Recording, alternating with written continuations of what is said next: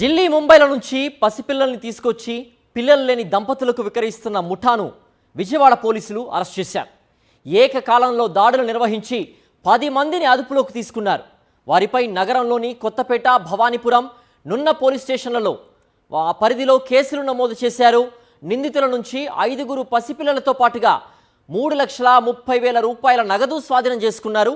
చిన్నపిల్లల్ని విక్రయిస్తున్న ముఠా లీడర్ బలగం సరోజినితో పాటుగా మిగతా నిందితులు కూడా గతంలో ఇదే కేసులో అరెస్ట్ అయ్యారు. ఇటీవల జైలు నుంచి విడుదలైన బలగం సరోజిని తన గ్యాంగ్తో మళ్ళీ చైల్డ్ ట్రాఫికింగ్కు పాల్పడడంతో ఆమెతో పాటు ముఠా సభ్యుల్ని మరోసారి అరెస్ట్ చేశారు విజయవాడ పోలీసులు. విజయవాడ సితారా సెంటర్కు చెందిన బలగం సరోజిని సులభంగా డబ్బులు సంపాదించేందుకు పిల్లలు లేని వారికి అక్రమంగా పిల్లల్ని విక్రయించడాన్ని ఎంచుకుంది. ఈ క్రమంలో ఢిల్లీకి చెందిన కిరణ్ శర్మ, ముంబైకి చెందిన ఫరీనా, కవిత, నూరి, సతీష్ అనేవారు ఆమెకు పరిచయం అయ్యారు. వారు అక్కడి నుంచి పసిపిల్లల్ని తీసుకొచ్చి సరోజినికి ఇచ్చేవారు. ప్రతిఫలంగా వారికి 1 లక్ష నుంచి 2 లక్షల వరకు సరోజిని ఇచ్చేది. ఇలా తీసుకొచ్చిన చిన్నారుల్ని తిరిగి 4 లక్షల నుంచి 5 లక్షలకు విక్రయించేది.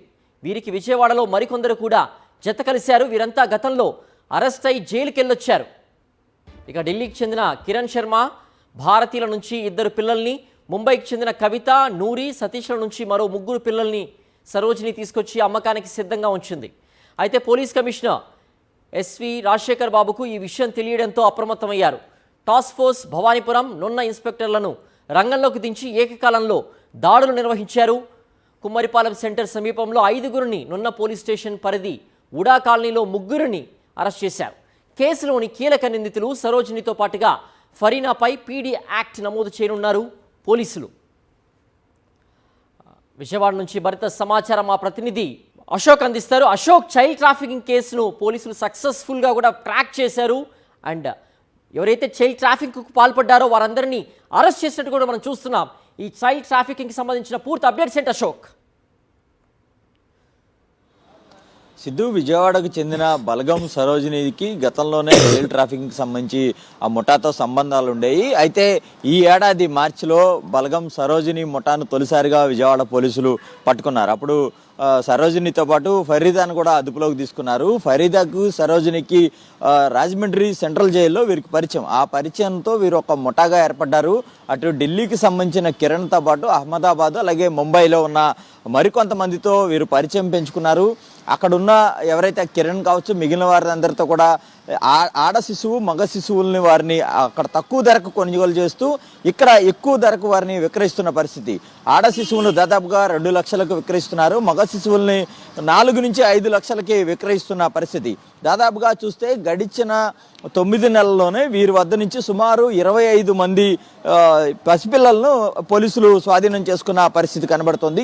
ఎవరైతే పిల్లలు లేరనే వారు ఉంటారో వారి ఆశను వీరు ఆసరాగా చేసుకుని వారికి పిల్లల్ని ఢిల్లీ, ముంబై, అలాగే అహ్మదాబాద్ ప్రాంతాల్లో వారి దగ్గర నుంచి పిల్లల్ని కొని ఇక్కడ విజయవాడ పరిసర ప్రాంతాల్లో వారికి ఈ పిల్లల్ని విక్రయిస్తున్న పరిస్థితి కనబడుతోంది.